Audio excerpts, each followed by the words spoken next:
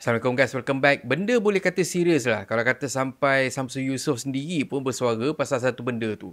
Dan bukan Samsul je yang luahkan rasa simpati pasal apa yang terjadi dekat Abang Belon, tapi ada juga selebriti-selebriti lain termasuk suami kepada Neelofa iaitu P.Euris. So macam yang kita tahu, memang viral gila kes berkenaan dengan Abang Belon yang kena lauk dengan petugas di BKL. Tapi sebelum kita nak dengar apa yang Samsul dan juga P.Euris nak cakap, aku just nak share dengan korang info yang aku dapat pasal Abang Belon, yang mana Abang Belon ni sebenarnya dia hidap hernia. Hernia tu apa benda sebenarnya? Hernia tu sebenarnya bermaksud ada organ atau tisu dalaman kita yang terkeluar melalui otot atau dinding tisu yang lemah. So risiko dia kalau kata mengidap hernia ni, let's say lah kalau kata dia punya hernia tu tersepit, makanya benda tu akan efek pada kualiti kesihatan pengidap tu. Dan pengidap hernia ni dia akan rasa macam tak selesa dekat badan kan, pergerakan badan dan semua. Sebab ialah bila kata ada something terkeluar dari tisu, sakit Betul pun.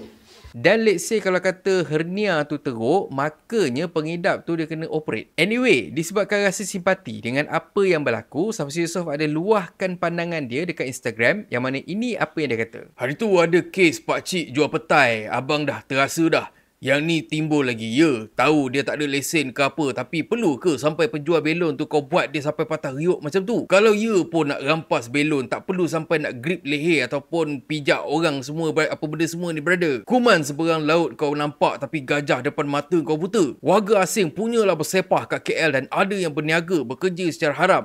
Tak pernah pula nampak di BKL sampai guna kekerasan macam ni.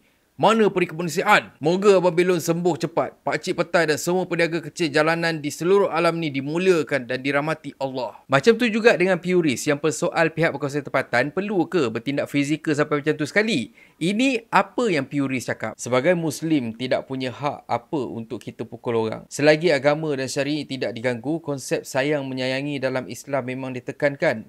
Terlalu banyak dalil akli ataupun sejarah Islam yang memasakkan jati orang Muslim menjadi sayang antara yang lain. Peristiwa hijrah umpamanya, sehingga kan ada sahabat yang sanggup memberi separuh harta dan juga isteri. Pukul orang sampai patah tulang belakang. Gila perbuatan ni. Kalau bukan terlajak gila, apa alasanmu wahai hamba Allah? Kita bukan lagi dekat zaman Mastika, URTV ataupun majalah Mangga pun. Maksudnya, bukan lagi zaman masyarakat dah tak ada suara dah sebab media dikawal oleh kerajaan.